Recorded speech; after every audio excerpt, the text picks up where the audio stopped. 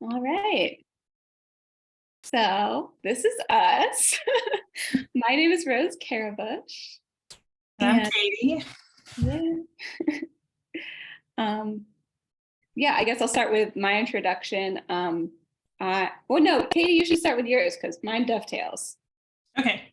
So my name's Katie and I co-run Full Earth Farm, which is located in Quincy, Florida. We've been a farm since 2009. We farm it's close to 6 acres of vegetables, some flowers. And then recently we started doing a fermented food line. So we do kimchi, hot sauce, and sauerkraut. And we've been wanting to do this cost of production kind of project for a while, but we didn't really know how to do it. We felt overwhelmed by gathering the data. And Rose joined our team in 2020, and she loves spreadsheets like more than most people. Actually, you and Christina together probably are equals in loving spreadsheets. But anyway, Rose really helped us get this job done. And there's some other things that we'll talk about that have made it more approachable for me as someone I like spreadsheets, but I'm not great at them. So I'm excited to share that with folks that maybe feel a little intimidated by the process. Yeah. So my name's Rose. I've been farming since 2013 at various different regions of the country. I started out in the Northeast and the Midwest, and I moved here to Tallahassee a little over 3 years ago and started working with Katie and Aaron at Full Earth Farm. And and I've managed and assistant managed other farms in the Northeast and the Midwest. And I've always really enjoyed the spreadsheet side of things. I can get a little wonky about it. So I'm excited to talk about spreadsheets and get other people excited about them too. You're very convincing. It's true. Right. It's true. And it's also a perfect thing to do on this rainy day. This is exactly when farmers want to be inside working on the spreadsheet. So what else would we be doing besides that? Right. So we wanted to start at the beginning here talking about pricing. Some of these things may already be familiar to folks. Some of the most basic vocabulary for pricing is going to be retail versus wholesale. So retail pricing is pricing that goes directly to consumers of your products. And wholesale pricing is generally for larger orders that are going to people who are then going to resell your products. There's a few things that kind of straddle that line. One is restaurant sales. So if you're a farmer selling to restaurants, in some ways they're the direct end user, but they're also kind of going to be reselling it. So that tends to be a murky gray area there. And no matter whether you're talking about retail or wholesale pricing, there's, I guess, two main things that you want to think about when setting your prices. One, you want to think about what folks are already paying in your area for comparable products. And you also want to be thinking about your actual cost of production for what you're selling. So those two need to be balanced, and ideally you are taking both into account for all of your products. Now, when you first start out, especially like most of my experiences in vegetable farming, when you first start out as a vegetable farmer, you're growing like 40 different crops maybe, and you're brand new at a lot of them. And so oftentimes when you're first getting started, it's a good idea to highly weight the prices that folks are already paying for comparable food, because we're going to go over how to get your cost of production for your operation in the second half of this presentation. But when you first start filling that out, number one, you might not have time to fill it out for all of your products. And number two, when you first start filling it out, especially if you don't have many seasons of production under your belt, it is really easy to kind of make some rosy projections about what's going to happen and how perfect everything's going to be and how you're going to get hundreds and hundreds of pounds of yield. And sometimes our realities can fall a little short of that. So part of the main reason that you want to highly weight what folks are already paying in your market is that you want to avoid accidentally undercutting yourself and other folks selling in the region. If you have mistakenly made a rosy projection and you've noticed, oh my goodness, everyone else who's selling comparable products is actually pricing it a lot higher, that's a really good clue to pay closer attention and maybe try and match those prices. Initially, know your operation. You decide, hey, I can get for support myself. That becomes a little bit more like that becomes a business decision of maybe I want to price things below other people. The other important thing, particularly this happens in vegetable farming, but it can happen in all types of production, is we tend to have wonderful, bountiful harvests every once in a while where we either grew more than we intended to or something did really, really well. And then all of a sudden you have like so much Napa cabbage and you're like, what am I going to do with this Napa cabbage? So it is a good idea not to decide to all of a sudden lower your price in order to sell all that Napa cabbage at your normal farmer's market. That's something we call dumping, and people don't like that. Other farmers don't like that. And it's the reason that everyone doesn't like that is that means that no one else will sell Napa cabbage that day because of an irregularity in your production. And you can kind of imagine you wouldn't want someone else at the market to do that to you. Some markets do have rules against dumping. But a good thing to think about in advance, especially if you're doing something like vegetable farming that has kind of natural dips and highs in production, is first of all, establish a relationship with folks that will take donations of food so you don't feel like you're wasting it. Of course, composting is always wonderful, but it can be nice to have a way to donate things if you feel like that's called for. And then, of course, like you can seek out folks that might be able to say, buy all of your Napa cabbage to make kimchi, and kind of think of some of those sales possibilities in advance so you don't get caught in the middle of the season with like hundreds of pounds of Napa and all of a sudden you're just like, oh my goodness, what do I do? So you'll notice when I wrote base prices on what folks are already paying for comparable products. That's really important. Some things to keep a watch over is are the prices at your local farmers market, are the folks who are selling the ones who are growing their food. Oftentimes folks who are doing resale might be charging a little bit less. You want to pay attention to growing practices and you want to pay attention to quality. So that you're thinking of comparison pricing with something that actually matches your product as close as you can get it. And price comparisons with grocery store prices can be a little bit tricky. Grocery store prices are usually from like large industrial food systems. And number one, they access commodities of scale, which small farmers can't often do. And number two, oftentimes they're produced by labor that's not being paid the amount that we want to be paid, or we want to pay our employees for field work. So there's a lot of reasons why grocery store prices, if you try to match them without thinking critically and getting other information like your own cost of production or looking at other local farmers, there's a good chance that if you based all of your pricing on grocery stores, you would end up at the end of the year like very, very broke. So the other reason that we can differentiate ourselves from grocery store prices is we want to think about differentiating our foods from kind of commodity foods. So as small farmers, like we differentiate ourselves from grocery stores in part because when you buy stuff at a grocery store, usually you don't know who produced that food and you don't know much about how they produced it. You don't have a personal relationship with the producer. And commodity means the producer is interchangeable. It's just a little widget of corn, a little widget of cabbage.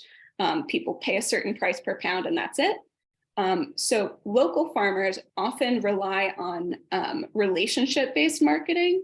So when you build that strong relationship, when you meet people face to face, and why you have an opportunity to explain to them why your food is worth more. I just mentioned a few things, like it might be because you're paying your workers more. It might be because you're local and people value that. It's often because your quality can be better, and you can tell them, hey, that grocery store lettuce has taken a week to reach the grocery store and you're getting this the day after I picked it. And all of those things are part of how we can differentiate ourselves from grocery store prices. And the other thing you want to think about when you're setting your prices, particularly in a retail setting, but also in wholesale, is what your target market is. So as you're just starting out, it's important to start thinking like, are you going to be the gourmet vegetable farm and you're going to focus on, the weirdest, most interesting varieties of vegetables that no one's ever heard of before? And you might be able to charge a higher price because a lot of the people who are really looking for novelty in food are probably willing to pay more. Versus, are you trying to serve a different market? Are you trying to get people the staples they need at really low prices, as low as you can get them locally? And so this is identifying your target market and kind of making that marketing business plan is a really big topic. I bet it's probably covered in some other talks, but just be aware of that. That's part of how you do the business strategy of pricing. Okay, so the other important thing to keep in mind is the cost of going to a retail market. And this is this is one of the biggest reasons that the prices of retail and wholesale vegetables differ. And that's that when you go to a retail market where you're face to face with consumers, like a farmer's market or a farm stand, you are spending usually a lot of extra time, sometimes money. You're doing a lot more packaging because you're selling individually. So all of these things are part of your cost of going to a retail market. And it's important to keep this in mind. So let's see, I've listed some of the many costs of going to markets. Displays. An important one that people often don't think of, and it's especially relevant for vegetable farming, is the leftovers that you may not be able to resell.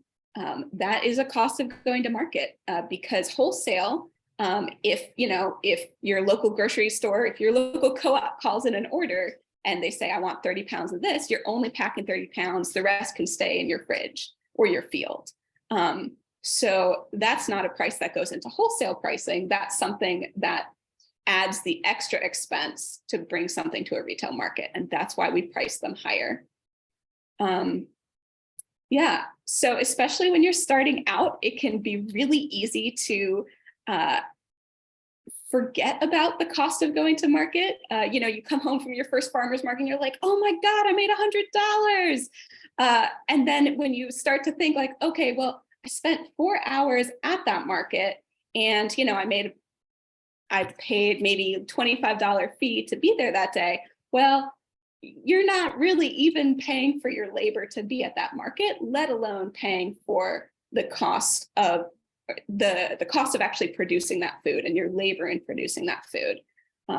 So it's really important, like even if it's a back of the napkin calculation, as you're starting to look at the markets you're going to, whether they're established markets or you just went for the first couple times, that you pay attention to how much of the revenue is just going straight to market expenses and market labor. And of course, once you have a bunch of different markets, maybe retail, maybe wholesale, you can start doing more complicated calculations to compare the percent of revenue that it just goes straight to market costs for your different markets. And this can lead to some important decisions. You might decide that, hey, I'm spending 3 hours to get $200 of restaurant orders, or I could spend 4 hours to get $1,000 of farmers market sales. So that really puts it into perspective, how important and how well various markets are going for you.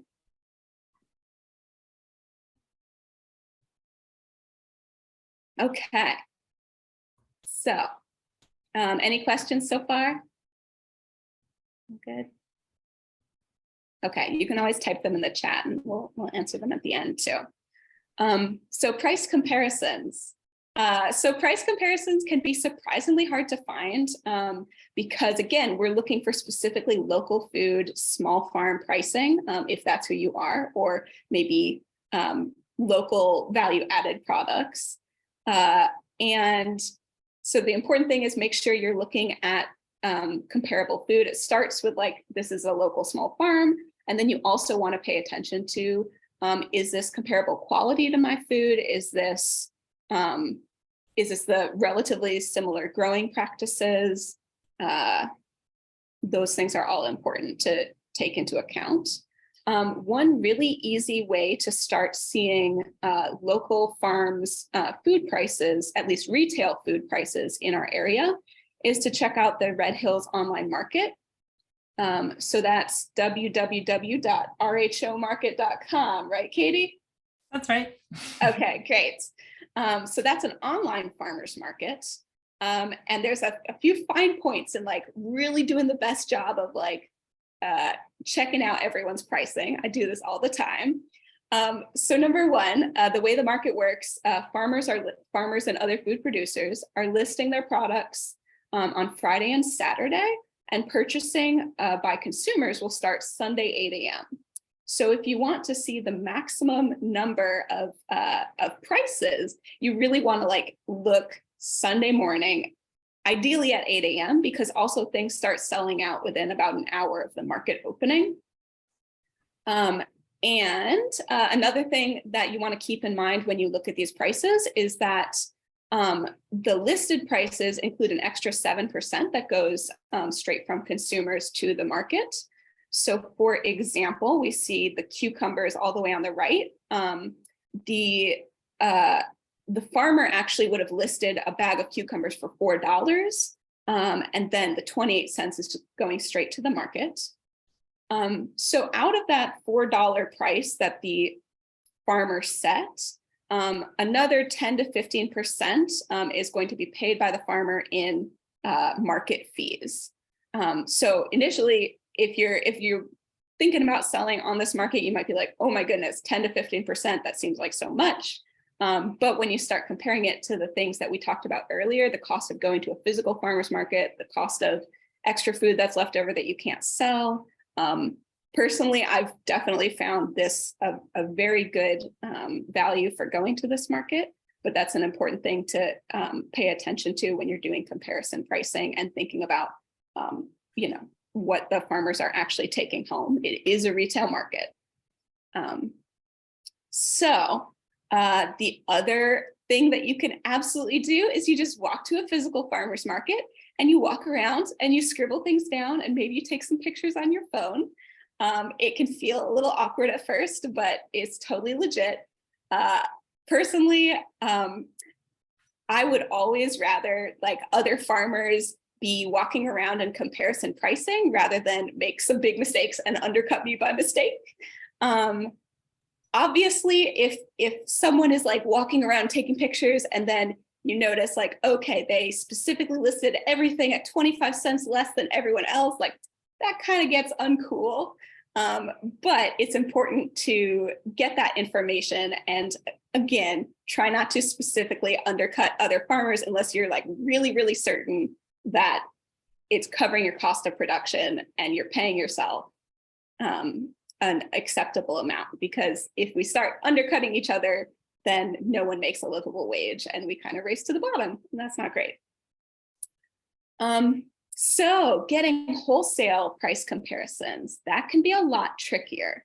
There are, if you do search through the internet, you may be able to find some national wholesale pricing for vegetables. That is often not super relevant locally. And again, most small farms probably can't financially match those kind of prices, at least initially. They rely on pretty large economies of scale.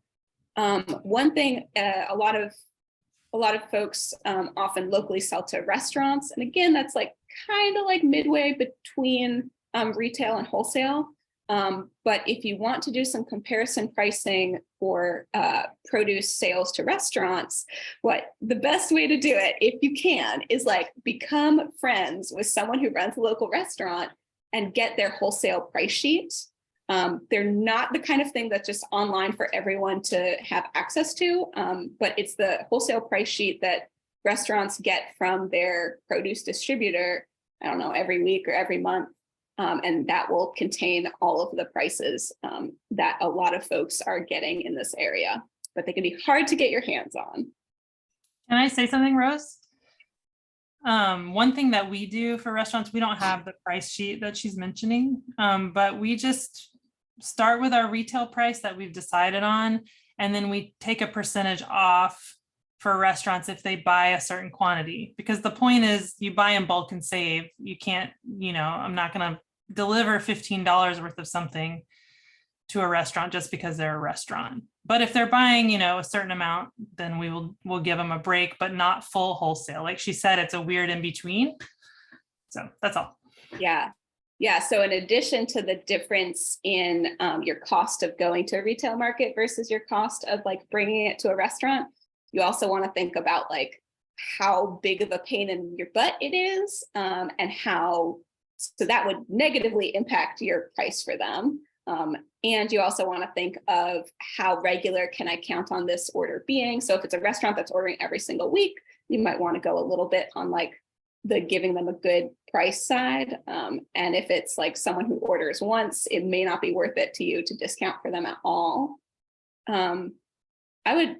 I might get in trouble by saying this, Katie. I was thinking of giving folks like a general idea that like, I would say a lot of wholesale, like a lot of local restaurant pricing, this is not Katie's numbers, but in general, I think of around a 20% discount is usually the kind of difference you're going to see between retail and small scale wholesale. Would you? That's what we do, but not for everything. And so cost of production plays a role in that, and we'll get to it. But if something's costing us a lot to grow, tomatoes are a really good example. We do not give them much of a break at all, if any. There's some things we don't give a break at all, and they'll still buy them. That's the good news. But yeah, 20% in general is the price break.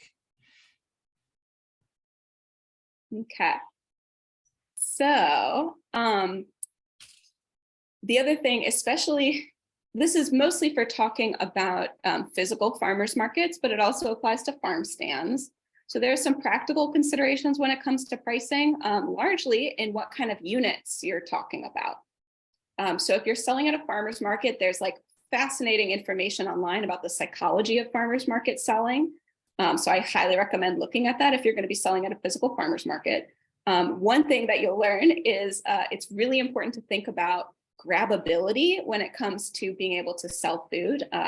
Consumers usually want something that they can just grab off your table. It's often easier for you as well if you have a whole line of people waiting for you to buy your amazing food. You want something that you can just quickly ring up and then get them straight out the door. We might be visited by my cat. Also, Rose, that's how people are used to shopping at the grocery store, which I think is worth mentioning. They're used to, they don't know what a pound is, but they do know when they're looking at a pint of cherry tomatoes, for example, that they can imagine like that's worth $5 or whatever the price is. I think part of this conversation with the psychology is making sure your customers are comfortable at your stand, and people are often uncomfortable if they have to ask you a question. They feel like they don't know something, and I at least want to make my customers feel as comfortable as possible. If they walk up to our table and it's really clear how things are packaged and what the price is. Yeah. So that's another thing. Make sure that your price signs are very neat and easy to read. I'm skipping around a little bit on my slide here. Make them really neat and easy to read. And also definitely don't assume that everyone knows what each product is. You might think it's really obvious that this is a beet, but when you have 3 different colors of beets, it's really easy for folks to get confused. And sometimes they get a little embarrassed to ask about it. So the price signs not only help them feel confident in buying what they want, but it also helps like smoothly get that interaction over, and then you can move on to fun things like chatting with them and developing a personal relationship. The other thing, pricing by the pound. So like if you bring a whole bunch of, say, potatoes in a giant container, that is usually easiest on the farmer. But again, it doesn't have that grabability for the customer, and it also slows sales way down. So you'll see in the top left of the picture, there's a beautiful calculating scale there, which is fantastic. It's worth mentioning, if anyone doesn't already know this, that if you're selling at a physical farmer's market, you technically do need a certified scale. And I believe those are certified by Department of Agriculture weights and measures. Mm-hmm. Yeah. So you need a scale that's both certifiable and actually certified to be using it at a farmer's market. And so you have a couple of these scales, and it really slows down a long line if you have to weigh individual items, not to mention things are rolling all over the place. And so pricing by the pound is definitely still useful for things. Personally, I find it very useful for items that people, especially for items that people really already love, that it's very hard to portion out. Like the example would be big tomatoes. Like it's hard to, you're not going to dissuade people from buying big tomatoes, no matter how you bring them, honestly. So that's something that would be a good fit for pricing by the pound, but definitely use that carefully. The other thing to consider is making physical change when you're actually dealing with cash transactions can be a big slowdown in doing farmers market sales. So many of the farms that I've worked at, we've rounded down to the nearest quarter, and that just makes things a lot easier. Round down, round up. Or round up, or round up. Yeah, so charm pricing is something you may read about if you're looking into the psychology of pricing. Charm pricing is basically the word for those like $2.99 or like $3.99. All of those prices that you see in grocery stores and other large stores where they always end in 99 cents. So you can imagine that causes some problems if you're not dealing with change. So that's something that might dissuade you from using charm pricing. That's certainly dissuaded me from using charm pricing. If you are thinking that might be right for your business, if for some reason you're doing mostly like credit card sales or something like that, it's definitely something to look into. There's a whole bunch of fascinating psychology about setting prices and its effect on customers.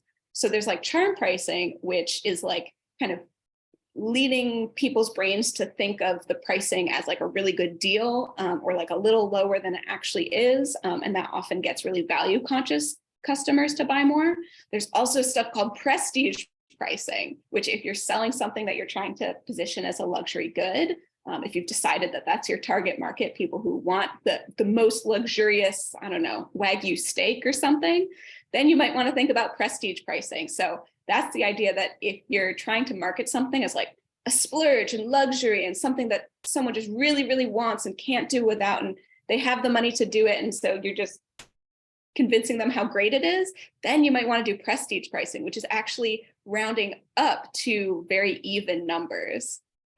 So very interesting to read into this.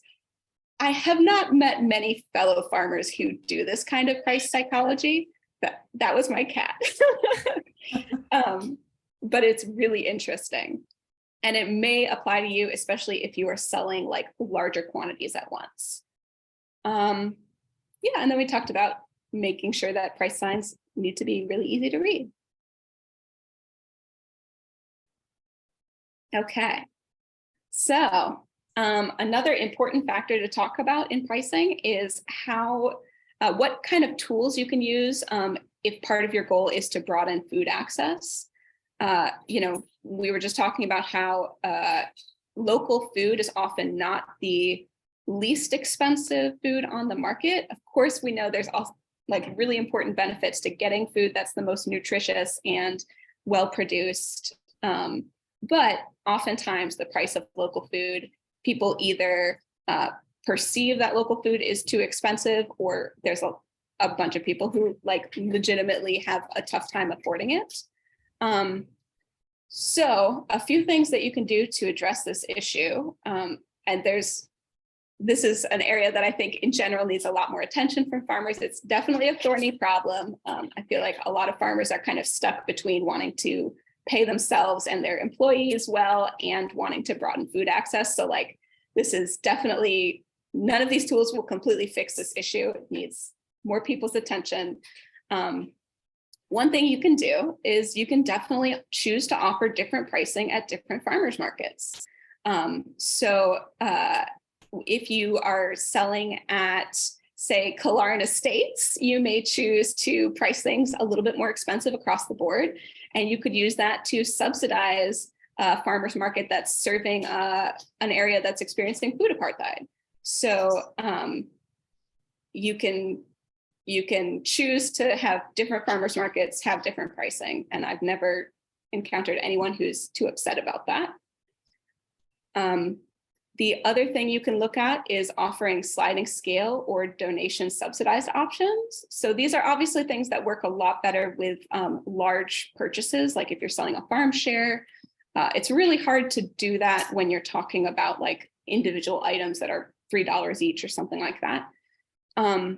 But yeah, you can either offer a sliding scale. You usually want to include some good information about why you're offering a sliding scale and how people can place themselves along that sliding scale. There's really good information available on the internet about different farms and other organizations who have created sliding scales for their products and some general guidelines about things to consider as you set them. And that's kind of informally using some purchases to subsidize other purchases. The other thing you can do is you can formalize that subsidization, and you can straight up ask if you have a clientele who's able to afford more, or if you have contacts in your area that are interested in helping broaden food access, you can ask for donations in order to subsidize shares of CSAs or anything like that. Yeah, in general, as long as you are very upfront about what you're doing and you follow through with what you say you're doing, people can be really excited to help farms subsidize good food to folks who struggle to afford it. Let's see. Another thing you can do is you can sell at a market that takes SNAP and therefore fresh access bucks. So SNAP, for anyone who doesn't know, SNAP is what used to be called food stamps. So it's stuff that folks need to qualify for personally. But when they have that, they can take it to farmers markets and purchase there. However, the farmers market needs to be certified to take that SNAP. It's usually a EBT card, so it's like a plastic card. They need to be qualified to take that, or you personally, as the farmer, need to qualify to take the card. Also, sometimes tokens are used, but to make a long story short, it's definitely a process that you have to qualify for in advance. Once you are able to take SNAP funds, if you are a Florida producer that is selling certain it's fresh fruits and vegetables, really. I think that's correct, right, Katie? Yeah, and plants or seeds that are food producing also count. Yeah. So if you qualify, you can start. You can allow folks to use what's called fresh access bucks, which is basically a program by the state of Florida through some nonprofits, I think. Feeding Florida, the funding. Yeah. Yeah. So long story short, that enables folks who are paying with SNAP to only pay half of the listed price of your food, and you will still get reimbursed for the total of that food through this organization. So that is a really fantastic way to broaden food access. Yeah, so I know Frenchtown Market takes a SNAP, and therefore you can do fresh access bucks if your food qualifies. And Full Earth actually applied to take it just as a single farm. So Yeah, I think it's important. I think when we talk about SNAP and fresh access bucks, it's typically as a whole market. But if you have a dysfunctional market and they don't want to take it, which is the situation we're in, you as a farm can also just take it. And it's a really great service. I think becoming a business that can take SNAP is a little bit intimidating, but it was a lot easier than I thought it would be. And there's a lot more farms and farmers markets doing it now. So it's a USDA program. And so you apply through USDA to be able to take it. And they have a whole section that's like, are you a farm or a farmer's market? And it takes you down a different track than if you're like a grocery store. And so it's not impossible by any means to do. I think a lot of farms kind of shy away from it because it's billed typically as a farmer's market thing. But if that's not something that's happening at your farmer's market, like you can do it yourself. And that's what we've done. And I wish the whole market would take it, but it's, at least for now, not happening. And so I'm glad that at least we can offer that. It's a great program. And the other program that's a little bit smaller than SNAP, but is also a way to allow people to use government benefits at your farm stand or farmers market is to sign up to accept FMNP coupons. So that's the Farmers Market Nutrition Program. And those are just little coupons that people pay at a farmer's market. There are a bunch of regulations about how they're used, but in general, folks are paying with coupons and you can get those coupons reimbursed at your normal bank. Yeah, it works like a check.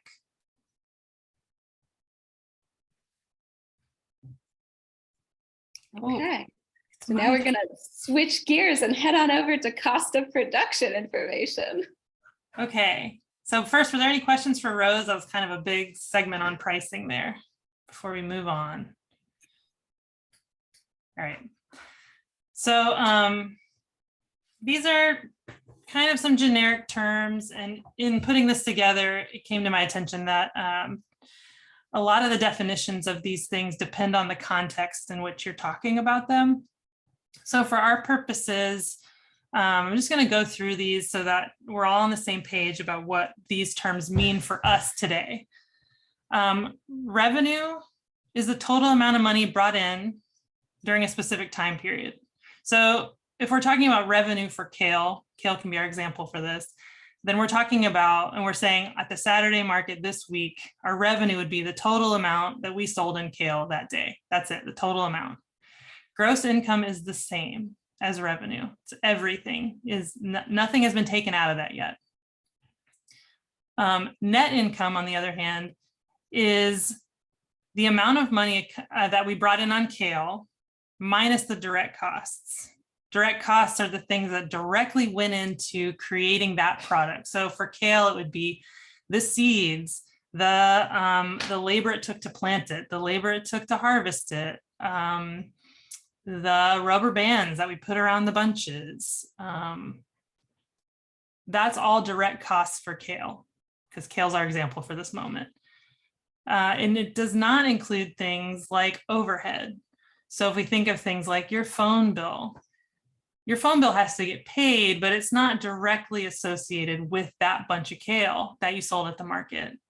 So that brings us to cost of goods sold, which in reality is similar to direct costs. So your cost of goods sold are the direct costs associated with the production of this kale. So again, the rubber bands, the labor directly associated with that, but not your phone bill, not your rent.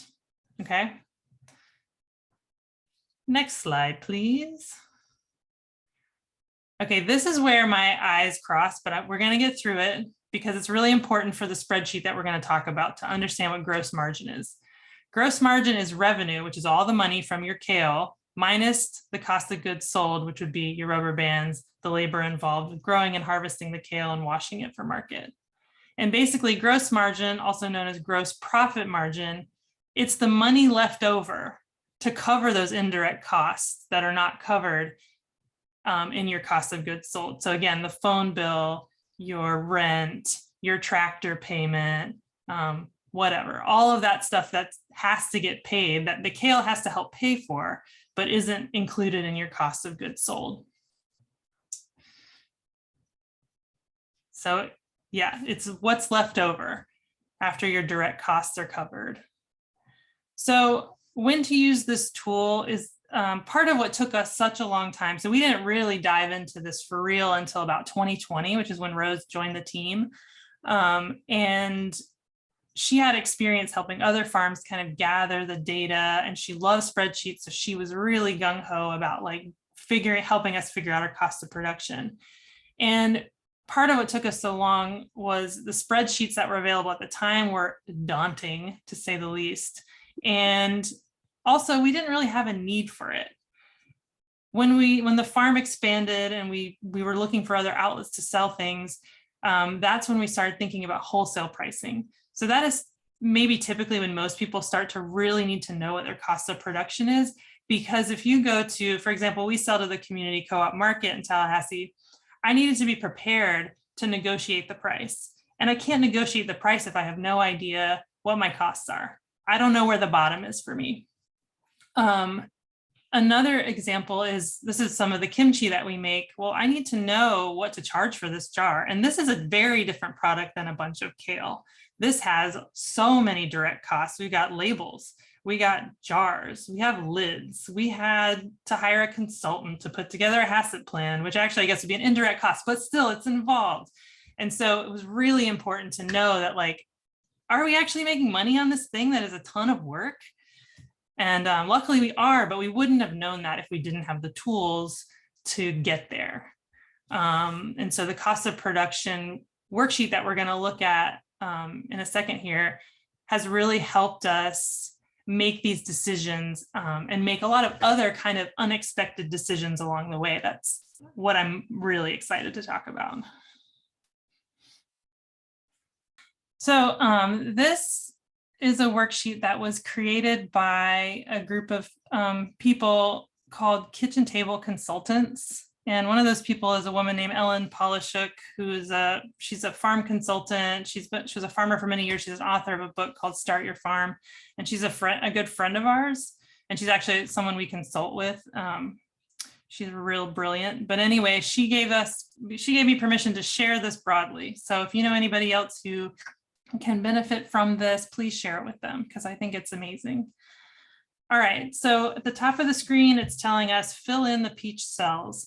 If you're someone like me that's not the most confident with writing complicated equations in Excel, this is a really nice tool, because all you do is you fill in the peach cells and all of the calculations are in there already. So we'll just start with step one. And this is easy. This is actually real numbers from our farm. So this is, this is real numbers. So we're doing storage carrots. Harvest unit of measure is by the pound. So these are going to be topped carrots, loose. And our bed length is 200 feet. Rows per bed is 3. Okay. We're going to jump down to step 2. And this is a little hard if you're just starting out, because you may not have yield data, but I encourage everyone to keep track of your harvests and do something with that data so you can refer to it later. I also want to point out that in this spreadsheet was definitely developed for people trying to get into wholesale. And so all throughout this worksheet, it says wholesale prices here and wholesale prices there, but really it can be a way for you to figure out retail prices too. So I encourage you to just ignore the word wholesale in any of the white cells, because it doesn't actually have to be wholesale. Okay, so on line 19, we've got yield per bed. So I put 320 pounds there, and off to the right, you might see that it says 20% loss under column G. I don't want to guess that it's going to be the best it could possibly be, because it never is. Occasionally it is, but it isn't always. So I took 20% off of our best possible yield, put it at 320 pounds per bed. This says wholesale price per unit. Ignore wholesale. This is not our wholesale price. This is our retail price, $3 a pound. So row 21 in the gray box, it says $960 is how much I can make on that bed at that price.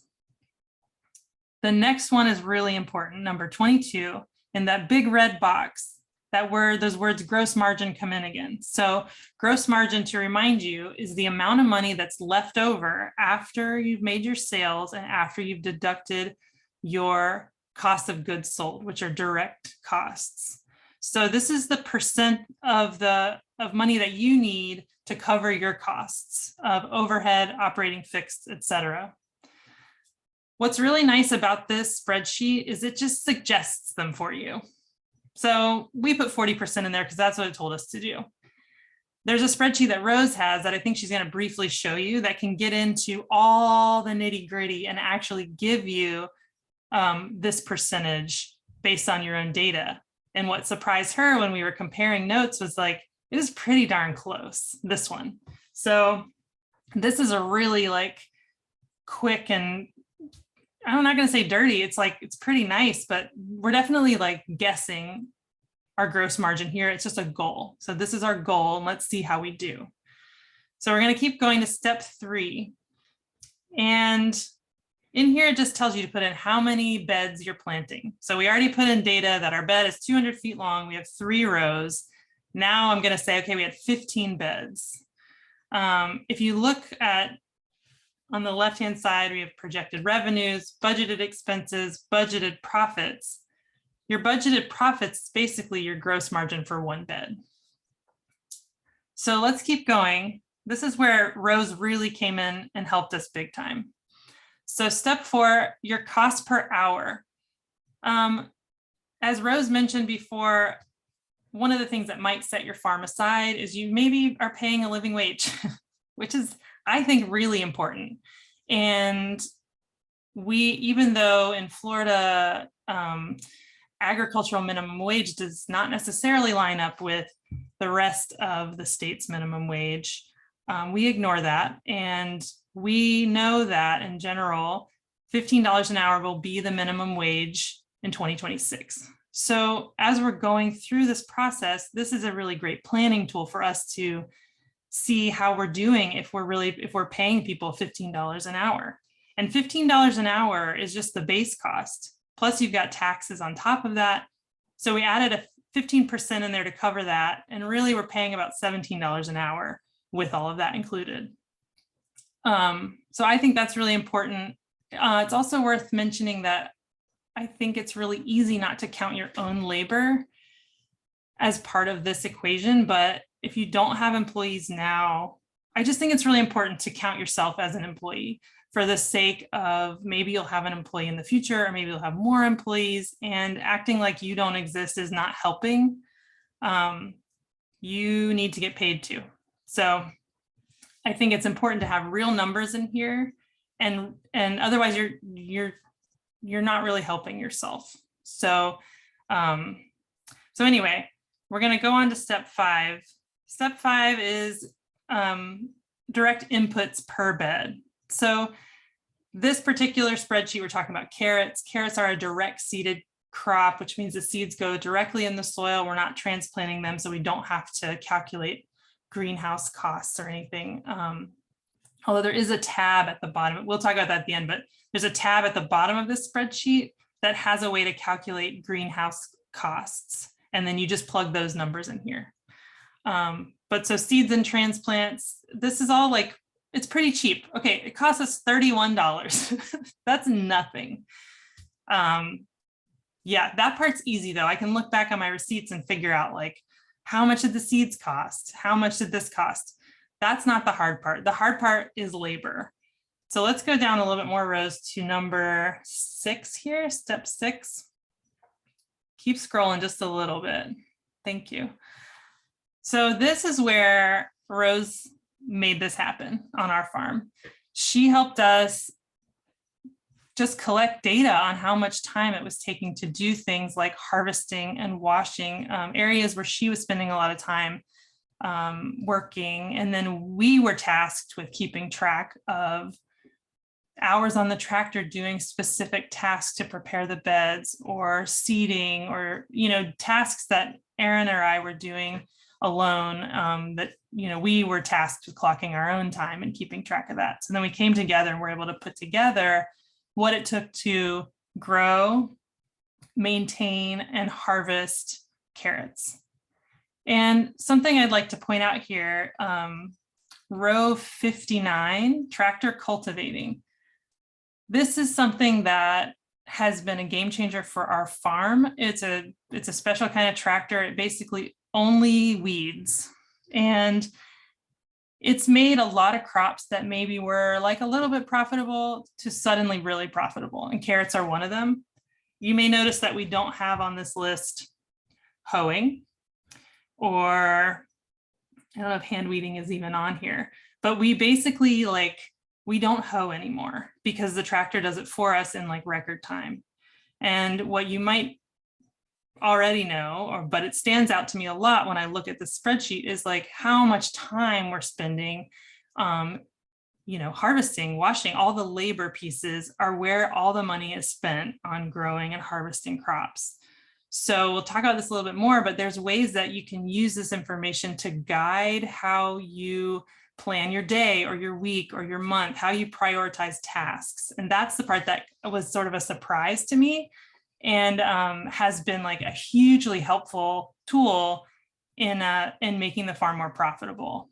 And making, weeding is the job no one wants to do. So I think it's worth mentioning that our tractor was expensive. It was like $30,000 or something. And we have a loan and all that, but I think it can be hard. That sticker shock can be really hard to get over until someone, I think it was Aaron, he pointed out to me, he's like, yeah, but that's the price of like, an employee for a year. And this one will be our employee for 50 years. And I think when I can compare capital investments to like a labor cost, I personally understand why it's so valuable better when I can sort of understand the oh yeah, the long-term cost of this is actually really low. It's just that upfront sticker price that's like really hard to swallow. But this already is showing me how valuable this particular tool has been for us. So we can keep going down, Rose.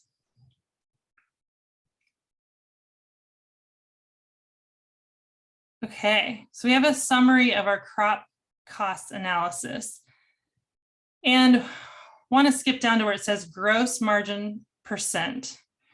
So, or just all these gray boxes, 82 through 88.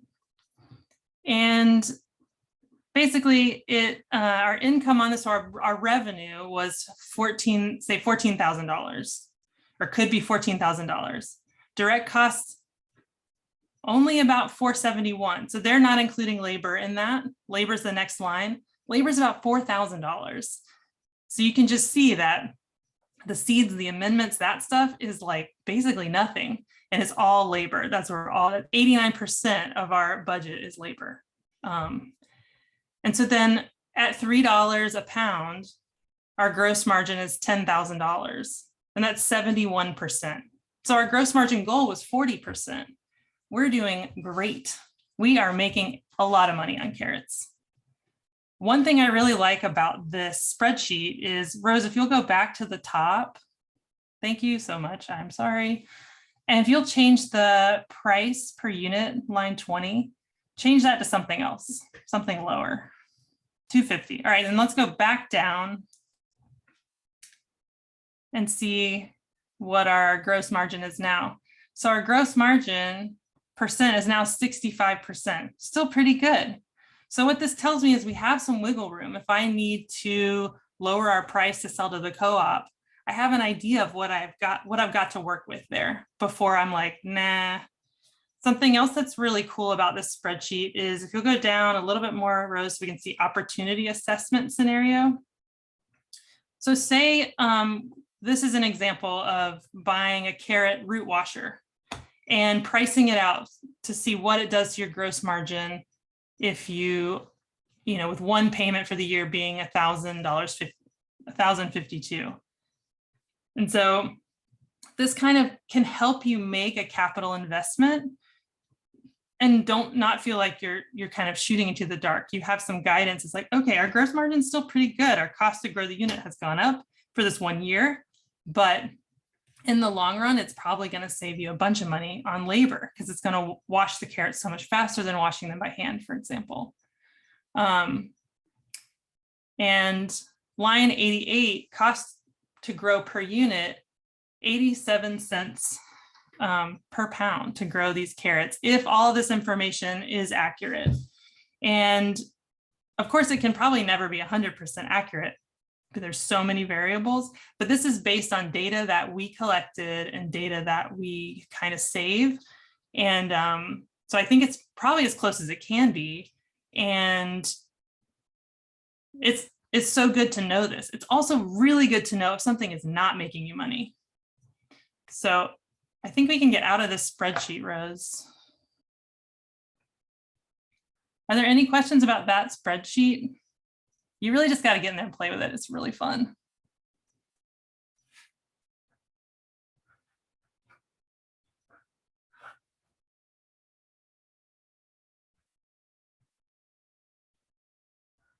I also wanted to add about that spreadsheet. So the way this spreadsheet deals with the cost of going to market is that it kind of doesn't deal with it. Right. There's two different recommended gross margin percents that you're trying to hit. One is for retail and one is for wholesale. And the reason that they're different is that this cost to grow per unit isn't taking the cost to sell per unit into account. Right.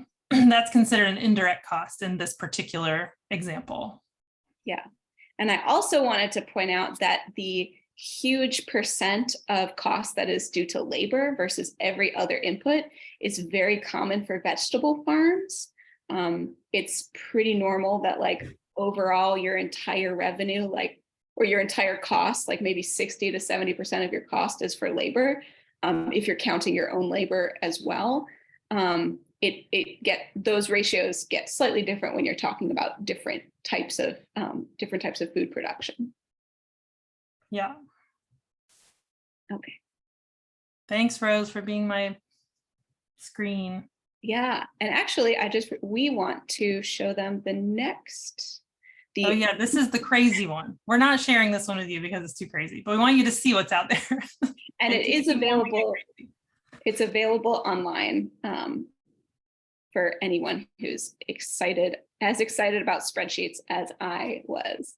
I will say, Full Earth Farm has like taught me the importance of like KISS.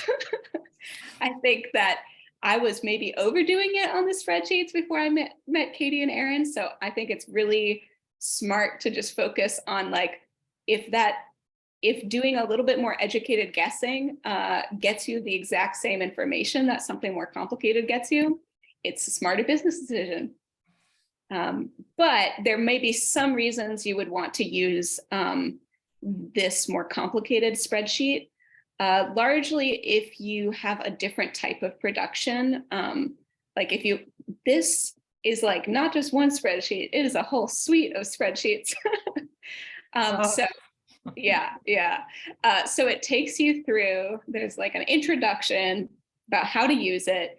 And then you're going to go through steps where you actually calculate the cost per hour of using different tractors and different implements. And obviously this may make a lot more sense for someone who's growing like 500 acres of crops and using, hundreds of thousands of millions of dollars worth of tractors.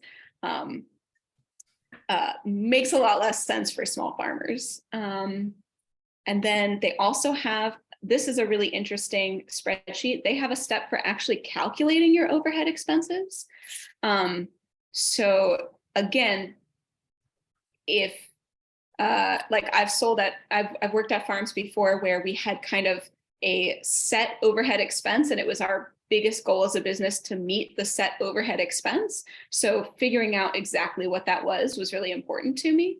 But in general, using the gross margin instead of using exact overhead expenses works really well for a lot of small farms. It can definitely be interesting to look at these and kind of spend more time getting acquainted with the costs that you're spending even before you start growing the individual carrot or whatnot. But definitely getting a little bit more detailed. Again, it has marketing expenses. Here's a marketing worksheet. So this can really help you if you want to get a better picture of your cost of going to market. This is a really detailed look at that, and you can use it to compare different types of markets to each other. Similar to the kitchen table consultant spreadsheets, this one also has a way to calculate transplant costs if you're growing your own transplants. And then they have the individual crop budget. And you'll notice this one's a little bit more complicated because it has the option for multiple labor rates in the top right. And then for each individual task, it kind of breaks it down by task. And for each individual task, you could say, we took 2 person hours and 2 hours of this tractor with this implement and calculate exact costs. Again, it's probably more than most small farmers need to do, but it's something that could be relevant to your operation if you are investing in a whole bunch of very specific equipment. I like the idea of using bits and pieces of it, like you said, for marketing, or rather than you don't have to use the whole thing to get something out of it. Yeah, and this spreadsheet is available through, I believe, NOFA Vermont. It's also part of a book called, what's the Richard Wiswald book called? The Organic Farmer's Business Handbook, I think so. Which is a really good resource for learning a little bit more about the business management side of things. And it contains a CD with these on them. Okay. So now we're going to go back to our presentation.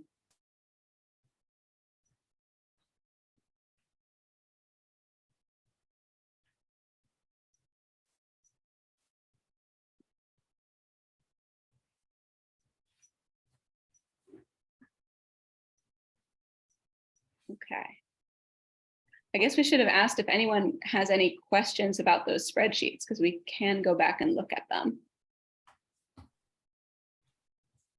I just have a general question. So starting out, of course, that seems like, everything seems a lot, but do you think using a spreadsheet like that is more beneficial when you're thinking about hiring someone to help pack or to buy a large piece of equipment, kind of more like critical growth stages? Or I think about crop planning, like figuring out what crops are most profitable. Yeah, just some input on when it's most helpful to kind of dive into the numbers versus just, comparing what's your profit and what's your revenue. I think that the spreadsheet that I went over is really helpful for me to see, like I was talking about with minimum wage, coming to 15 and wanting to make sure that we can afford that. It is a really helpful tool in that way, but it is really specific to single crops. So I'm sure there's a better way. What do you think, Rose, to figure out those other? I think if you were trying to make a decision on like hiring another person and looking at that, I think it could be useful to kind of spot check by looking at like a couple of your most important crops and seeing how that would affect it. One thing that we've done as the farm has grown, because there's no like clear path to take when you're expanding, is basically like looking at where we're spending the most time and putting our energy into making that more efficient. Like maybe that's where we invest in a tool for the job. Like we have a root washer now, and it's been a huge game changer, but it was expensive and we had to really think about that decision. And part of that decision was, is it worth growing so many roots if it requires us buying this big tool? And we decided it was worth it. And I think we made the right decision. But I do think it takes a lot of consideration on your part, because you don't want to buy something that 3 years down the line, you're like, dang, that was the wrong thing to buy. So I try to focus on places where, again, labor is the most expensive thing. Even your labor, if you don't have an employee, you need to think of yourself as an employee and maybe run some numbers like, okay, I spent 8 hours in this room doing this thing. And if I'm getting paid $15 an hour, what does that cost? Or if I'm getting paid 20 an hour, or 12 an hour, whatever, and kind of run the numbers that way, just as like a general thing. Something else that was unexpected for me was I started the farm by myself and my husband joined me soon after. And the amount of work that I can get done, that 2 people can get done, is more than 1 + 1 for some reason. It doesn't make sense. I think we just have more fun together, but we can just do so much more.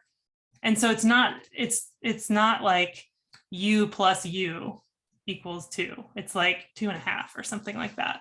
So I think having people around, also when we first had our first employee, I feel like it made me more organized, because suddenly you're spending a ton of money to have this person do this job.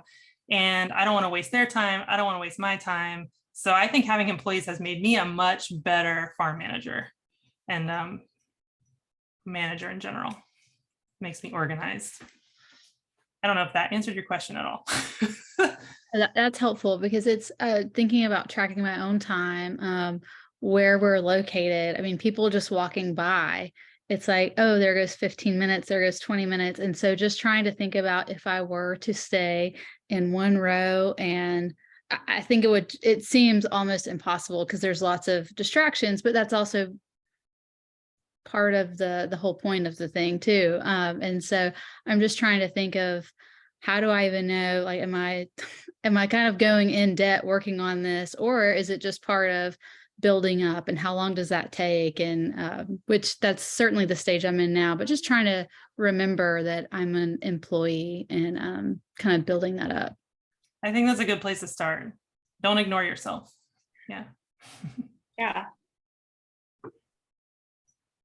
Okay, well, that kind of leads us into our next slide about how, now that we've seen all these huge spreadsheets, how do we actually start filling them out without going crazy? And also without wasting our precious time that we want to be using to produce these products. So definitely the most important thing is to make it easy on yourself, and keep it simple, stupid. Some tools that I really like to use are spot checking. So, back when I was young and very silly, I thought like maybe I could track every single one of my hours as a farm manager. Guess what? No. So it works a lot better to do spot checking. So you might want to start off, if you've decided, okay, well, I'm going to consider whether or not to start selling kale to the local co-op. So you're going to be interested in filling out the spreadsheet around kale. So now you have your radar up, and you want to make sure that you can start getting some of the labor rates involved in kale. Spot checking, it's important to take representative samples. So as Katie was talking about with the yield, you don't want to get your best time ever doing something, and you don't want to get your worst time ever doing something. You want to be pretty honest about what generally happens. And it can become an important tool. Like if you keep getting interrupted doing an everyday task, you could get your longest time ever harvesting carrots, and you can get your best time ever harvesting carrots, and you can plug those into the same copy of the spreadsheet and see how much of a difference that makes in your cost of production. And that can be really interesting. It's also important to know that your employees will always be slower than you. Yeah, even the most absolutely dedicated employees, that is just how it is. I've been on both sides of that coin, and I can promise you, same person, slightly different rates sometimes. It's a combination of familiarity and the fire under your butt that gets lit by having to be in charge of things. Yeah, I think as running a project, you have all of the perspective, and your employees in general don't. And so they might not know why you're hurrying. They might not know that there's like a tornado watch all day today. And so you're rushing to get something done before the rain gets here, it's all kinds of reasons. But I think it's important to remember that. And rather than feeling like frustrated about it, work it into your equation so that it's part of that. Yeah. And like this tool can actually become a really helpful device in talking to folks who are working to you about why you're rushing. And it can become a good way to like share some of the motivation that's like really getting you to go as quick as possible. And yeah, get everyone more on the same page about what the bigger picture is and what goals everyone's trying to hit. Okay. So yeah, so the other part of spot checking is it's always more useful to get rates. So I could record, it took me X amount of time to transplant kale on June 21st or whatever. But it's way more useful if I start getting the idea that it takes me around an hour to harvest 50 lettuce. So now I can use that rate for multiple types of lettuce. If I'm in a pinch, I could probably use that rate to look at cabbage and say, okay, well, cabbage and lettuce might be similar harvests. So I could start using that as an educated guess. Yeah, and always, if you're trying to fill out a spreadsheet, educated guesses are useful. It's helpful just to start drawing your attention to these things, and it leads your brain to like spend more time paying attention to it in the future. And yeah, no wishful thinking. Make sure you're honest with yourself about how long things are actually taking, and how many times you have to weed before a crop is done. Something that you'll probably see if you're starting to fill out these forms is that repeated systems make both for greater efficiency on your farm and for easier calculations. So for instance, if you prep beds the same way every time, you already have the bed prep calculations for every single crop you would ever want to calculate cost of production for. And it's the same with any other system you can automate, like washing. If wash pack, you have a very similar way of packaging every time, it's going to be a lot easier to calculate that. And yeah, if you're working with others, make sure to think about things in terms of person hours, because obviously 2 people working for an hour is double the time of 1 person working for an hour.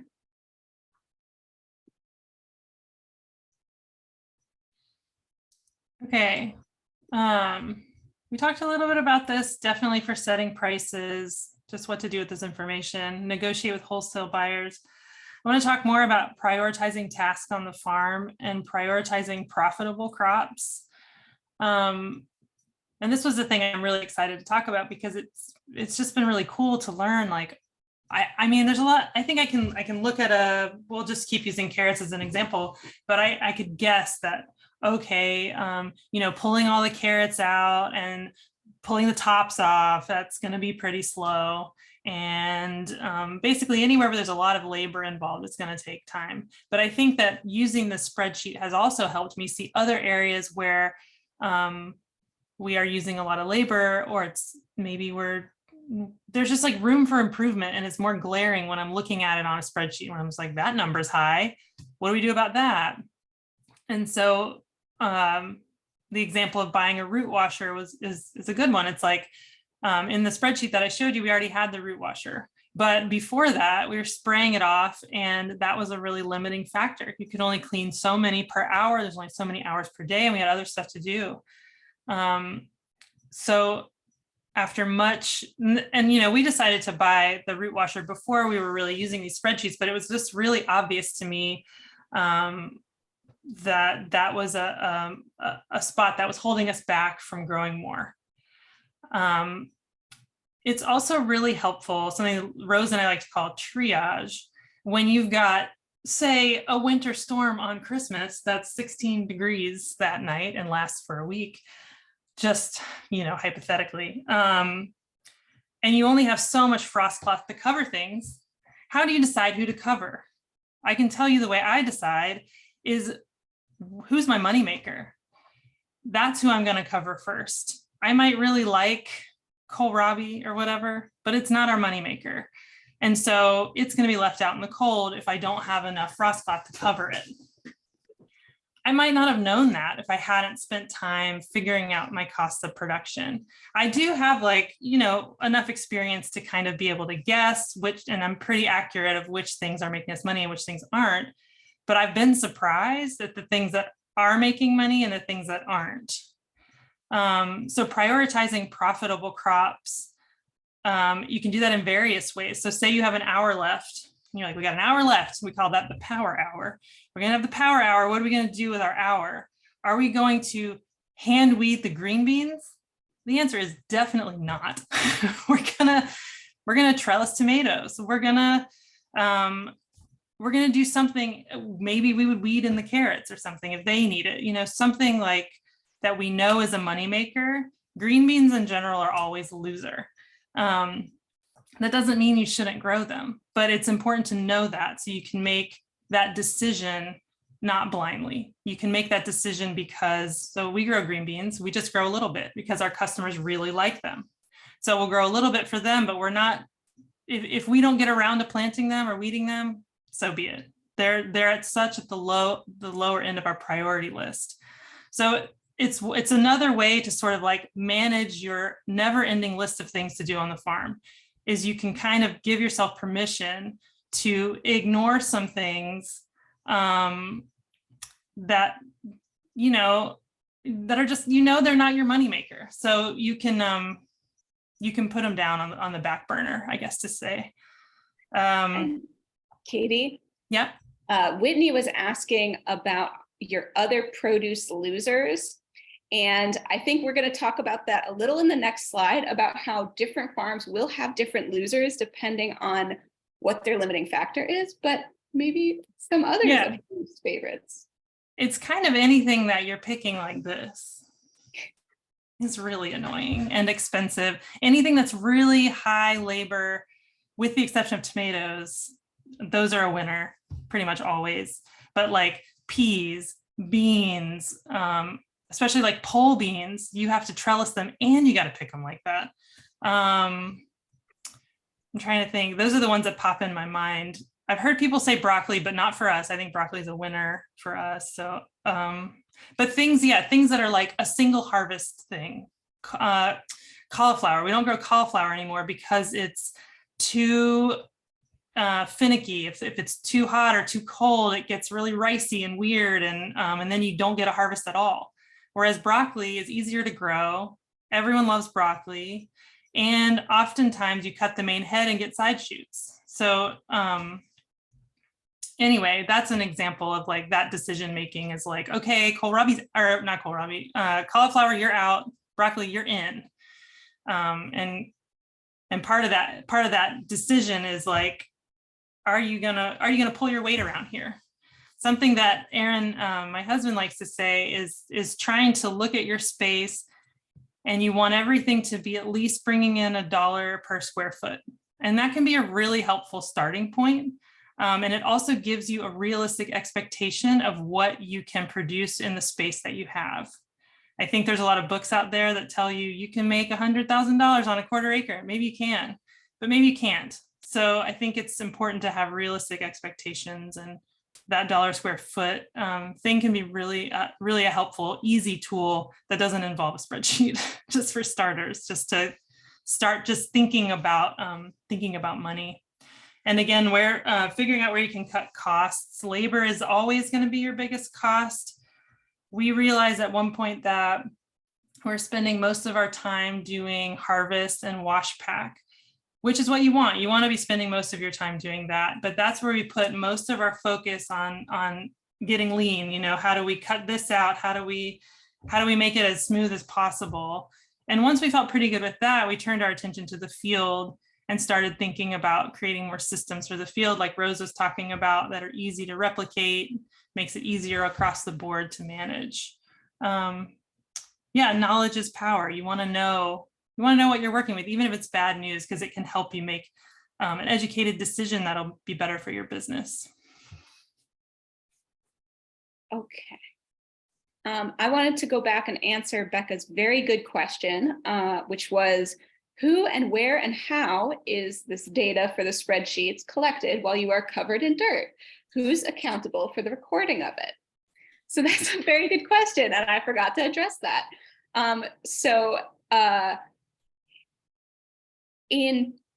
I guess let's talk about who first. I mean, in part, that's what Katie was talking about. It can be really, really hard to record this information if you're also the person who is directing all of the activities on the farm and like running over to use the tractor and blah, blah, blah. So that's something that I came in on as assistant manager when I was working at Full Earth. It can be, there's of course some things that have to be done by the person doing them. So like tractor work is a good example. I think Aaron, who is usually doing the tractor work, was getting the tractor rates because that was so much easier for him. But it can be, if you have someone on your crew who is interested in this, maybe they're interested in farming for themselves in the future. Maybe they're just, punctual and organized. That can be a really good thing to bring in a crew member because it can help them understand why you care about speed, what part that plays in the overall financial sustainability of your farm.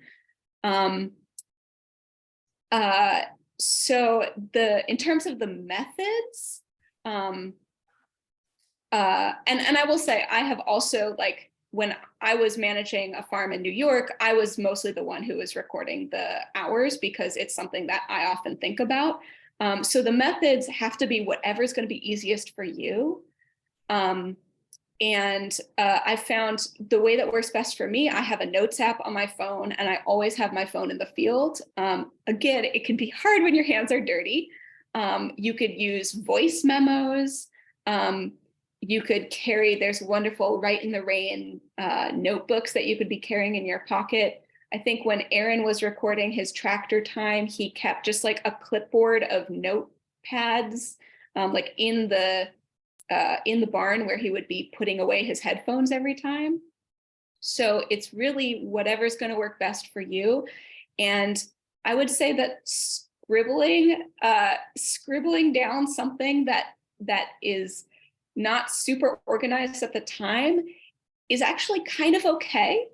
You want to make sure you include all of the relevant information. So for me, I always used to like to include the dates because that can give you information in the future about okay, was that fall or spring carrots? Or can I look up, if I recorded the rate for harvest, I can then look up, Full Earth's very carefully kept harvest sheet and say, okay, I harvested this amount on July 6th or whatever.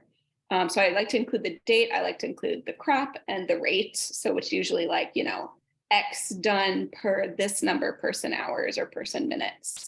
I was also thinking it might be helpful when you're starting off to calculate those things that are going to carry over to all the crops, like Rose was talking about, bed prep, anything that's applicable to more than one crop, maybe start there and get those numbers. And then something, Rose, that we did was on our harvest sheet, we had a column next to the crop and we were writing, we made a column there for times. And so we weren't doing it every single harvest, but we were doing it often to it was Rose's job to keep track of people's times. And so that way everyone wasn't having to wear a stopwatch or whatever, but we still were getting times, and it wasn't, it's like she said, spotting, checking in every now and then. And also picking collards is probably similar to picking mustards, which is probably similar to picking kale, which is probably similar to picking radishes. There's a lot that I think can be applicable to multiple crops, which might make it more approachable. Yeah. Yeah. And I think we also, we wrote down the numbers and the rates that we actually needed to begin with, so that we knew that this is what we're trying to get. And once this full sheet is filled out, we're good. We don't have to like open up the computer and check every time to see if we have it all. No, it's not an ongoing thing. Yeah. Unless something changes in your system, then you'd want to check back in. But yeah. And I have at various points, I have tried to record things at the end of the day. It can be a lot more challenging and you're a lot less accurate. And there are actually apps available. The last time I looked, there's something called Beat Clock about recording your time. It's like you hit start, you hit done. Honestly, I felt like it wasn't worth it. I am less likely to remember a timer going on my phone. The best tool for me that I wasn't always using at Full Earth, but honestly, just wear a wristwatch, because then you'll see it as you're working and remember, oh, wait, okay, I just left the field. I was trying to keep track of my kale time and I finished maybe 10 minutes ago. So then you write down your best guess. It's never going to be perfect, but yeah. Oh, and you could definitely try voice memos. If you have something on your phone to do voice memos, that might be good, because the truth is when you're filling out these spreadsheets, you're going to be sitting down at a table probably and doing all these spreadsheets all at once. So if you have notes that are like a little higgledy-piggledy, it's not the worst, because you can sit down and figure them all out at the same time. Okay. So,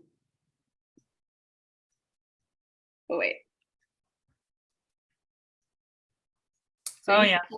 Little. All right, this is a real photo of our farm, of our carrot crop after the freeze of 2022. It's carrots, and the tops all died back, and the chickweed didn't care at all, and it got really overgrown, and it was suddenly a loser. So we had a couple options. We could plow it under, call it quits, but the timing of this particular thing was at a time in the season where like we didn't plan on planting anything in the field right then. We had other stuff to do. Maybe they would recover. I don't know. So we left them. And lo and behold, they did grow back. And we did not get a great harvest, but it did come in really handy for filling out our CSA shares in the like slowest time of the month, which is typically, or the year, which is typically like March. We have the least amount of things we're actively planting, but we're just still harvesting the lingering winter crops in March. So it ended up being a winner in the sense that it helped us round out our CSA, but it was a loser as far as like profitability goes. So yeah, just because a crop is suddenly not profitable, or we talked about the example of beans and peas, it doesn't mean you should just trash it immediately. There's decisions to be made there. And this is a really good example. Okay, so we were kind of foreshadowing this, understanding your limiting factors. So you can figure out how profitable a certain crop is, but you may have other limiting factors. And everyone's limiting factors are different. For instance, like when we were talking about people's winners or losers on a farm, winners and losers may be relative to a whole bunch of things. So if you have a very small amount of labor, you may want to prioritize crops not just according to their highest profitability, but what makes you the most profit for the least amount of labor. So if you're only working by yourself and you only want to be working by yourself, that would be your limiting factor, probably. There's also land availability. So if you're growing on a very small acreage, you may want to prioritize crops that make you the most amount of profit for the least amount of land. There's also some equipment limiting factors. Very common ones include refrigeration. So if you don't have refrigeration, lettuce may be very profitable, but you will not be able to store all the lettuce you could possibly grow in your limited refrigeration space. So you may decide that Seminole pumpkin is the most profit you can get per refrigeration space. There's also machinery that would be limiting factors. Like for instance, if you don't have a tractor, And so when we're talking about like winners and losers, to me, like when I hear green beans, I hear this crop is terrible labor-wise. It uses a ton of labor. So it might make sense, for instance, if you're doing a U-pick, like it could be a winner for the U-pick because you're not doing the labor. And You have a lot of volunteers, maybe. or if you have a lot of volunteers, it could totally be your winner. For instance, potatoes. If you have very little labor, but a ton of land, you might actually start being interested in growing potatoes. And if you have a little bit of land and a ton of labor, you might not want to do potatoes because potatoes tend to use a whole bunch of land.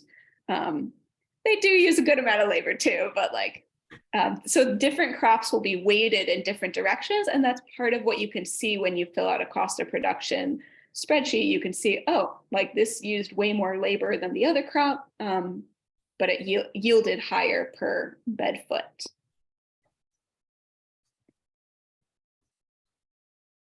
Okay, so another way that you can use the information that you gain from a cost of production spreadsheets, there's a few like quick and dirty decision-making tricks that I've used using my understanding of crop value and cost of production. So the first recommendation I have is definitely have in your mind the dollars per hour that you are paying labor. Either if you're paying employees, it would be that $17 an hour. That's not just the $15 an hour nominal wage that you say, I'm going to pay you $15 an hour. It's the $17 an hour because that's what you're paying in taxes as well. And if you're only talking about your own labor, I would definitely encourage you to at least set a goal of what you want to be able to pay yourself. Because that way, when you're sitting there and you are looking at, say, a whole bunch of green onions that, you know, there's a ton of green onions, but they're going to take forever to clean up. And you're like, is this even worth it? This is based on a true story, by the way. Is this even worth it? And then, you know, as a spreadsheet lover, you sit there and you do a little back of the napkin and you're like, oh, shoot, I guess it is worth it. We're definitely making money by doing this last step in the whole process. And so that is an important thing to talk about because when you fill out a cost of production spreadsheet, you are looking at the entire life cycle of kind of like the ideal production of that crop. When you are making a decision in the moment, in the middle of production, it's important to think about current and future value of the crop and not get hung up with what you've done to that crop in the past. As Katie was saying, it can be a really good shorthand to, if you know your most profitable crops, it can be a really good shorthand to just say, I'm always going to save the carrots. I'm always going to save the tomatoes. Because in general, you know that's your most profitable crop. The other way of doing this is to think about that current and future value. So for instance, if I know my spacing on bok choy and I see a bed of bok choy that's like 2 days away from being harvested for a market, I can make a really quick calculation and see how much that bok choy is going to be worth at the market. And if that bok choy is worth $1,000 in 2 days, that bok choy is a lot more valuable than maybe a crop that's going to make me more money, but it's going to make me more money after putting in a whole bunch more work if I'm deciding what to save or kill in that frost. And yeah, so similarly, you want to avoid the sunk cost trap.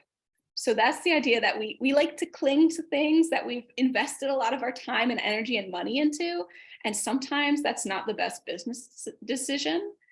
So just because you already sunk 80 hours into a crop, if that crop is not going well, or if that crop is going to make you less money than something else that you could be doing, you can't change what you spent on it in the past. You can only make the decision of how can I maximize my future profit with my current decision, not think about saving the thing that you did the most for in the past. Yeah, the other thing to make sure you're keeping in mind is opportunity cost. So opportunity cost means every action has the cost of what you're not doing with that time. Or every dollar you spend on equipment has the cost of what you're not buying with that dollar. So just because you found a crop that is super profitable, if you find another crop that is more profitable and you can grow more of that crop, that might be a good business decision. Just because something is profitable does not mean it's the most profitable thing. And also when you're making decisions in the field, it's important to remember not to prioritize the urgent over the important. So as an example, if I'm making that decision for my power hour, last hour of the day, and I have, say, a little bit of lettuce that I could harvest and, it's going to bolt next week. So it's like, I could harvest it right now and make $100, or I could fix my deer fence, which is down, and it's not quite as urgent. Nothing bad is happening. It's not going to it's not going to bolt next week. It hasn't told me when time's up, but I know that there's like, I don't know, a 20% chance that one of these weeks deer are going to come in and eat like $1,000 worth of product. So it's important to, if something is risking a lot of money, or if it's really important to your overall goals or financial sustainability, that you prioritize those important things over the little things that might be screaming for your attention with urgency, but not as important.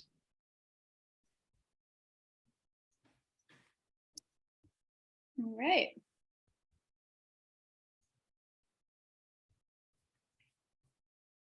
So I think that's it. Does anyone have any further questions?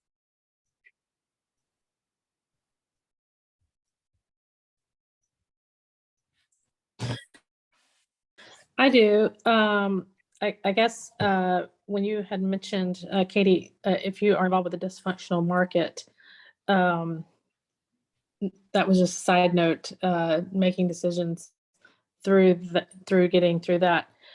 The biggest topic recently in the western part of Central Florida here is how to help our markets from a consumer and a farmer standpoint to encourage them to just, well, let me just give some background. In the rest of the United States, it seems like everyone but Florida has caught on to the fact that we don't bring overstock of groceries to the farmers market.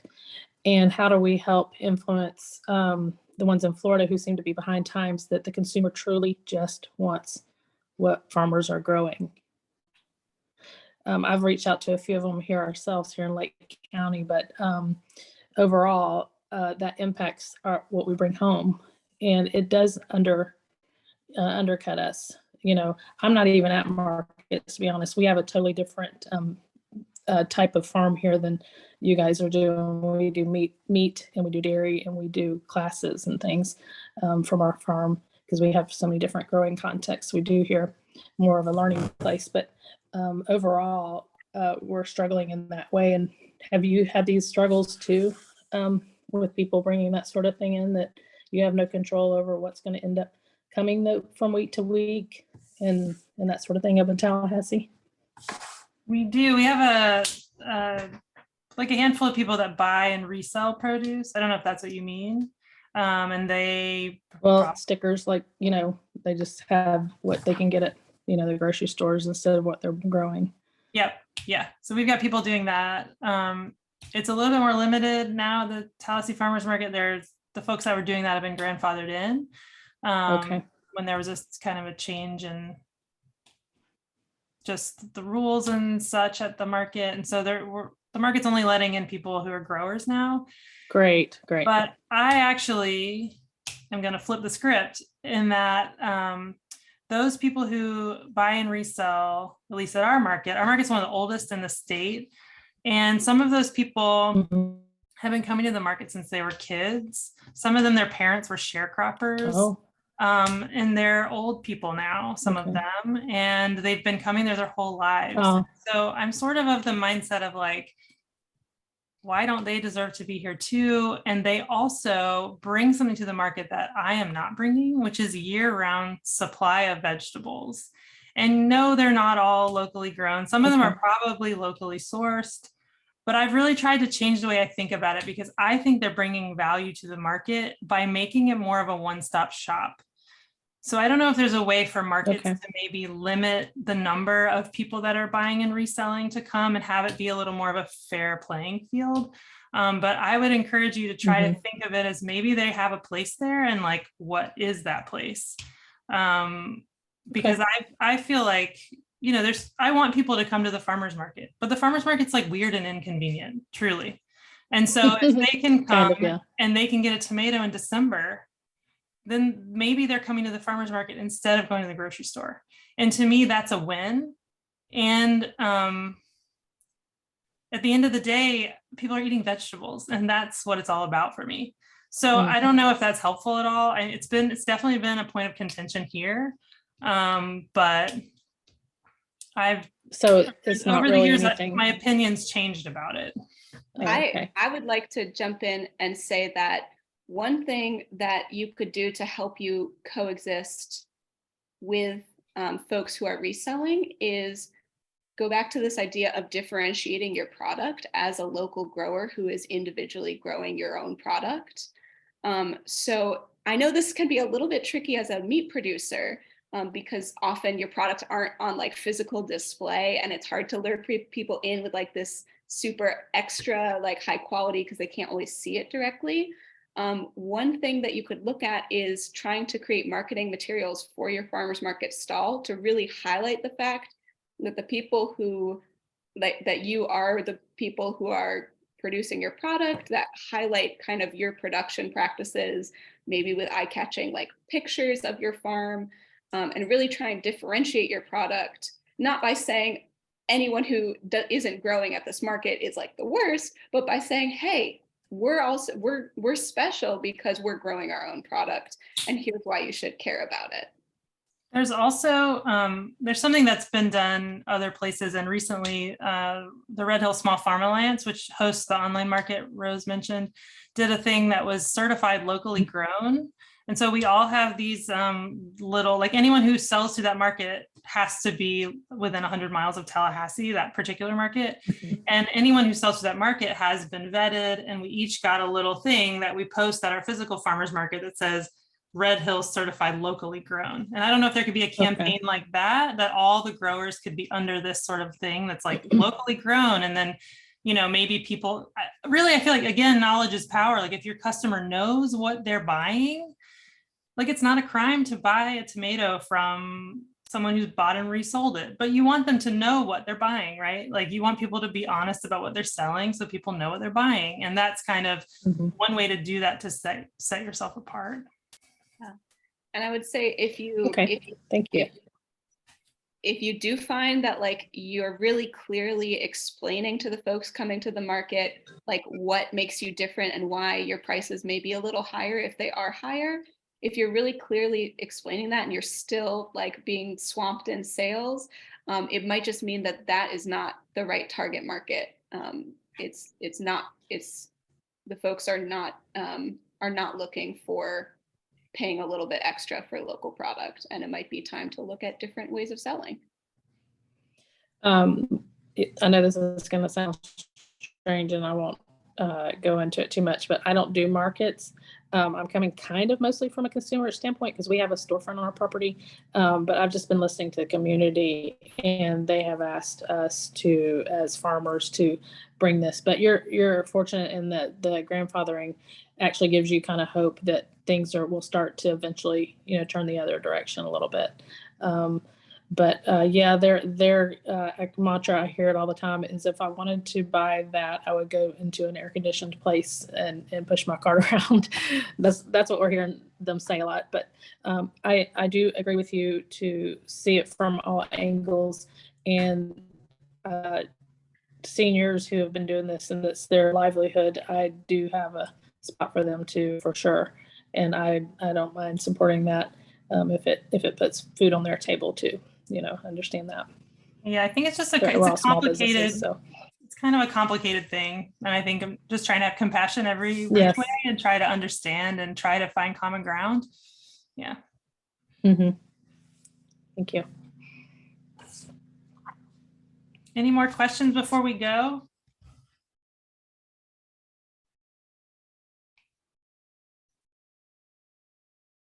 All right. Well, thanks everybody for spending your Thursday evening with us.